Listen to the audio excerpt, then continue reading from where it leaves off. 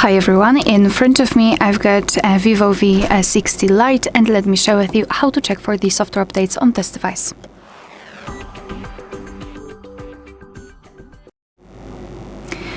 So first of all, make sure that you've got the internet connection because it is required, and for a simple check whether the update is available or not, you can use Wi-Fi or mobile data. However, if you'll decide to download the update manually, then I highly recommend switching to Wi-Fi so you can avoid some additional charges, because the files which are connected with the updates are quite large. Alright, so we've got the internet connection, then we can open the settings.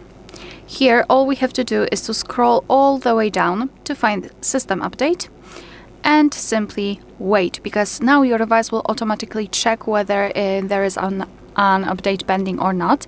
And you can meet two different scenarios, and this is the first one where your software is up to date. As you can see, we've got this information already, the latest system version. And the second one is where your device will actually find the update. It will show you the information about it, what has been fixed, what has been added, and then you will be able to tap on download or install and apply the update. Alright, so that will be all. Thank you so much for watching. Please hit the subscribe button and leave the thumbs up.